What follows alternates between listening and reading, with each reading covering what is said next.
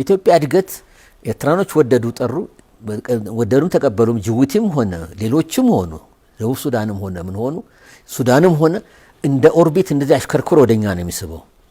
ለምን? ኢኮኖሚ ሀቅ አለ። ኢኮኖሚክ ሎ ኦፍ ኢኮኖሚክስ ነው። የአንድ አገር ኢኮኖሚ እያጠፈ እያደገ በሄደ ቁጥር የስራ ዕድል ሀገራችን ውስጥ ለሌላውም ኢምፓክትፉል ነው። እነሱ ተስበው ይመጣሉ፣ በትምህርቱም በሳይንሱም። እኔ ሁሌ የምለው አሁን ራሱ ጅጅጋ ሂጄ ሳስተምር ከሞቃዲሾ ተማሪዎች አሉ እየተሳቡ እየመጡ፣ ከሀርጌሳ ተማሪዎች አሉ፣ በርበራ ተማሪዎች ይማራሉ። ታምናለህ? ገና እኮ የተሟሟቅን ነው።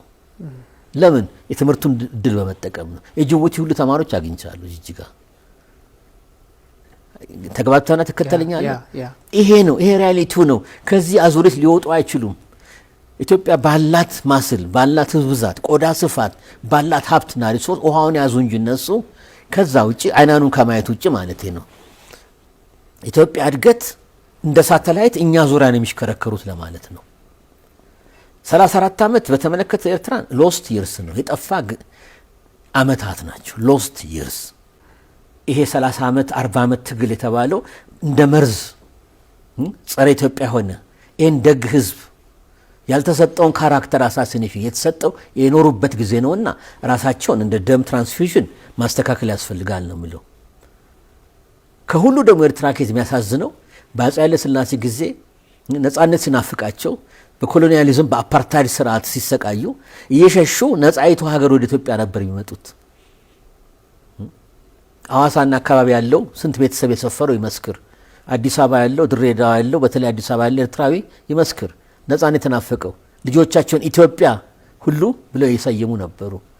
የኢትዮጵያ መንግስት ደግሞ ያኔ የሚያሳፍር አይደል፣ እንደወንድም ተቀብሎ ሚኒስትሮች፣ አምባሳደሮች ቁልፍ ቦታ እንዲሁም ከቁጥራቸውና ከሚገባው በላይ ካቢኔ ብታይ they were over represented ይሁኑ። እሰይ በየሀገሩ አነፍጋቸውም እድሉን። የትምህርት እድል በኢትዮጵያ ስኮላርሺፕ ያልተማረ ኤርትራዊ ያለ የለም።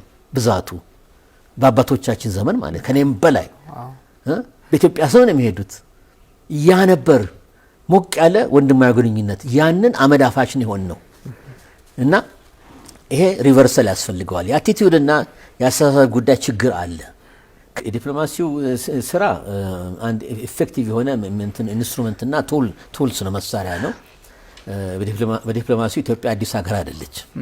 ማንም ይመሰክራል። ከአፍሪካ ጠንካራ ዲፕሎማቲክ ኮር ወይም ቦዲ በኤምባሲ ውክልና በቁልፍ ሀገራት ውክልና እስከ ደቡብ ኮሪያ እስከ ጃፓን ድረስ አውስትራሊያ ድረስ ኢትዮጵያ ናት። 60 ኤምባሲና ሚስዮን አለን በየቦታው ቁልፍ ሀገራት ላይ ከብራስልስ፣ ኒውዮርክ፣ ለንደን፣ ጂኒቫ፣ ፓሪ ጀመረ ሮም ጀመረ በየቦታው አለ ቁልፍ ቦታ ላይ። እሱ ስራችን ይቀጥላል።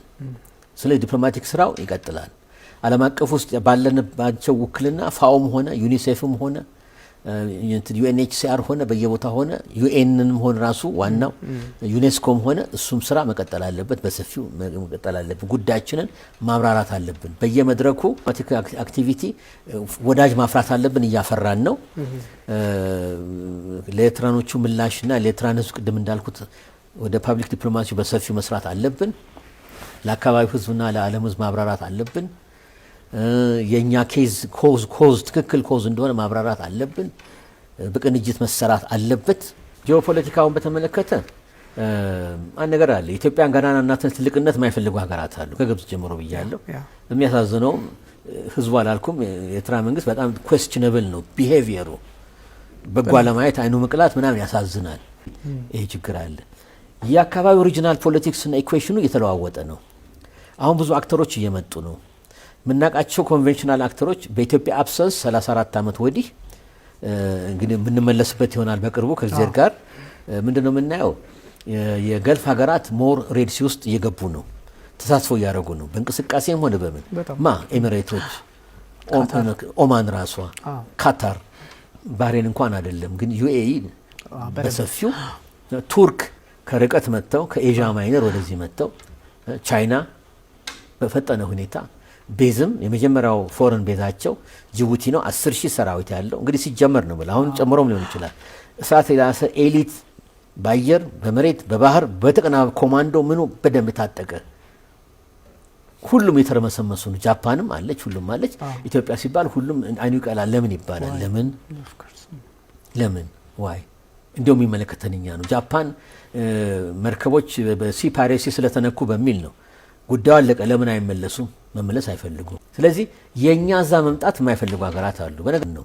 ስለዚህ እዚህ ሬድ ሲ አካባቢ ቱርክ፣ ኢራንም ሁሉም የተረመሰመሰ ነውና እኛ የኛን ናሽናል ኢንትረስት ታውቃለህ። የኢትዮጵያ ማሪታይም መርከቦች ከአፍሪካ ትልቅ ከሚባሉት አንዱ ነው። ከናይጄሪያም አይደለም።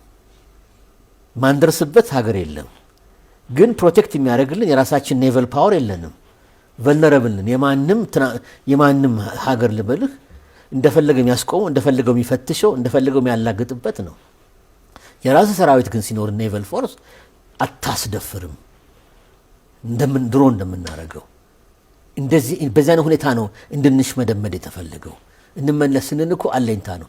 ቀይ ባህር ተፈላጊነቱ ይጨምራል። ኦልሬዲ 10 እስከ 12 በመቶ ነው የዓለም ሺፒንግ ላይንስ ታውቃለህ። ስዌስ አለ፣ ፐርሺያን ገልፍ አለ፣ ይሄ አለ፣ ኢምፖርታንት አለ።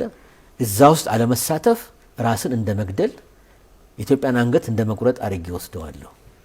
ለዚህም ነው ይሄ ትውልድ ይሄንን ሲሆን ማስፈጸም፣ ሌላው ቢቀር መናገርና ለልጆቻችን እንዳይረሱት አድርገን ማሳለፍ የኛ ይሄ ትውልድ ኃላፊነት ነው።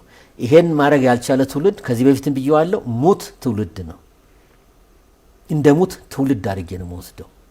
ይሄ የራሴ የሚሸከመውን የፈለገውን ብባል፣ ምክንያቱም እያንዳንዱ ትውልድ የተሻለች ሀገር ነው እንጂ አሳልፎ የሚሰጠው ደካማ ስንኩላን የሆነች ሀገር፣ ማላገጫ የሆነች ሀገር መተው አይገባም። ዊ ኦዊት የአድዋን ውጤት ተመልከት። ሞተው ነው አያቶቻችን ይህችን ሀገር ያቆዩት እንጂ አልቆልን ነበር ያኔ። አሁንም ይሄ ትውልድ ኃላፊነት ይሄ ትውልድና ይሄ መንግስት ትልቅ ኃላፊነት አለበት። ጊዜው መጥቷል፣ እየመጣ ነው። መንግስት ልብ ትርታና የህዝብ ልብ ትርታ እየገጠመ አንድ ላይ እየቆመ ነው።